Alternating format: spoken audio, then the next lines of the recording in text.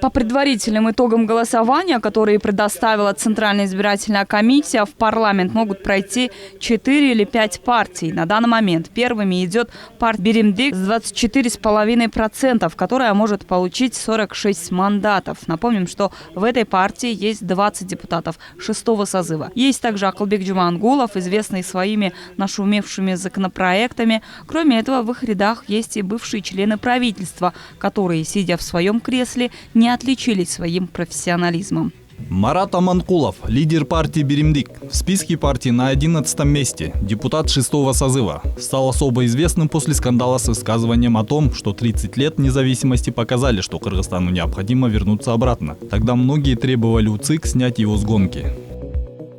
Гульшат Асылбаева числится в списке партии Биримдик под 32-м номером, депутат 6-го созыва, известна своим законопроектом о манипулировании информацией. Аида Исмаилова в списке 36-я, проработала некоторое время вице-премьер-министром социального блока. Она запомнилась избирателям как человек, думающий о выборной гонке во время вспышки пандемии коронавируса в Кыргызстане. На данный момент партия Мекеним Кыргызстан идет второй, набрав 23,88% голосов. И при распределении мандатов может получить 45 мест в парламенте. Мирлан Бакиров участвует на выборах в качестве лидера партии и занимает первое место в списке. Был депутатом 5-го и 6-го созыва от партии Республика и ЮНГУ Прогресс. Искендер Матраимов. Несомненно, он является одним из самых видных кандидатов партии. В списке числится под 10-м номером. В 2015 году пришел в парламент под знаменем партии СДПК. Всегда опровергает обвинения о коррупции, поступающие в адрес своего брата Раимбека Матраимова.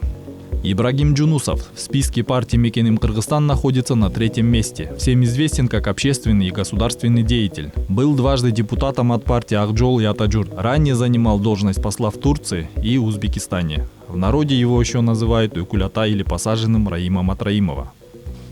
По предварительным данным, партия Кыргызстан также преодолела 7% барьер и по прогнозам может получить 16 кресел в парламенте.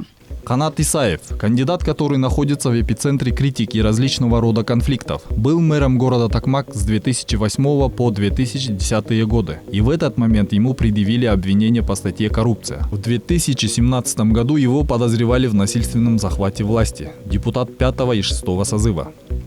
Дастамбек Джумабеков в списке числится 7-м.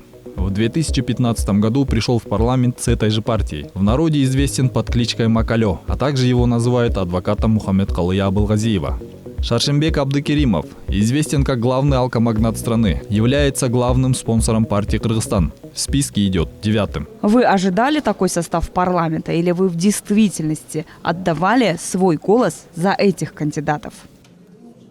Аида Матбекова, Эрнтим Миралиев, Нью ТВ.